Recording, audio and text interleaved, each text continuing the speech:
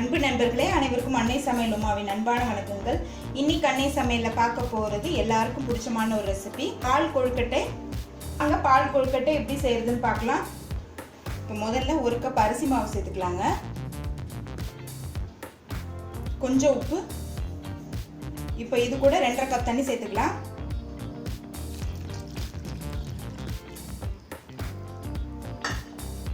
இப்போ இதை கட்டி இல்லாமல் நல்லா மிக்ஸ் பண்ணிக்கலாம்.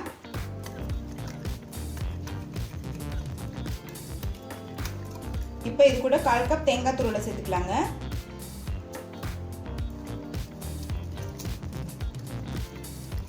இப்போ இதை கட்டி இல்லாமல் நல்லா மிக்ஸ் பண்ணியாச்சுங்க.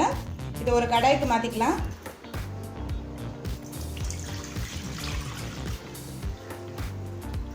ஸ்லோலே வச்சு கட்டி இல்லாமல் கிளறிக்கோங்க.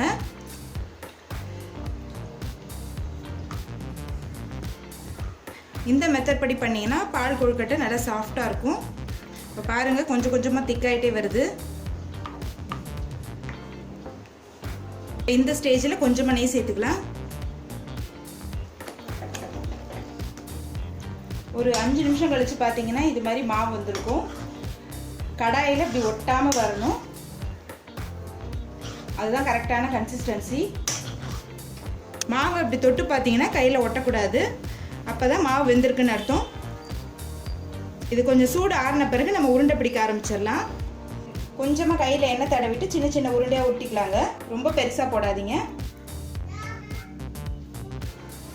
இப்போ எல்லா மாவையும் உருண்டையாக உருட்டியாச்சுங்க. இப்போ இதை அடுத்து வேக வச்சிடலாம். இப்போ கடாயில் 4 கப் தண்ணி சேர்த்துருக்கேங்க.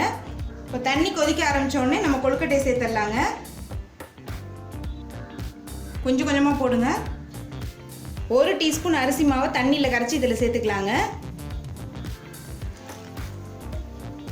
இப்போ ஸ்டவ்வை மீடியம் ஃப்ளேம்லேயே வச்சுருங்க. கொழுக்கட்டை நல்லா வேகிற வரைக்கும் வெயிட் பண்ணலாம். பார்த்தீங்கன்னா எல்லா கொழுக்கட்டையும் நல்லா வெந்துருச்சுங்க.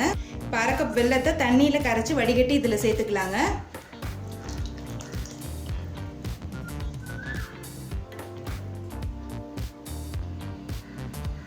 இது கூடவே 3 ஏலக்காயை தட்டி போட்டுக்கலாங்க.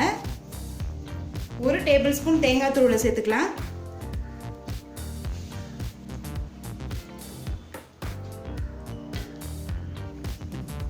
வெல்லம் சேர்த்துட்டு ஒரு 5 நிமிஷம் ஸ்லோவில் இருக்கட்டுங்க. அடுத்தது ஸ்டவ் ஆஃப் பண்ணிவிட்டு 1/2 கப் தேங்காய் பாலை சேர்த்துக்கலாங்க.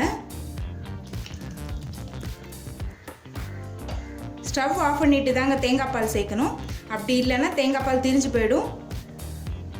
பால் கொழுக்கட்டை ரெடி ஆகிடுச்சுங்க. நம்ம சர்வ் பண்ணிடலாம். இப்போ சுவையான பால் கொழுக்கட்டை ரெடி ஆகிடுச்சுங்க. ரெசிபியை ட்ரை பண்ணி பாருங்கள். கண்டிப்பாக உங்களுக்கே பிடிக்கும். ரெசிபி பிடிச்சிருந்ததுன்னா வீடியோவை லைக் பண்ணுங்கள், கமெண்ட் பண்ணுங்கள், ஷேர் பண்ணுங்கள். இது வரைக்கும் அன்னை சமையல் சேனலை சப்ஸ்கிரைப் பண்ணலைன்னா சப்ஸ்கிரைப் பண்ணுங்கள். தேங்க்யூ.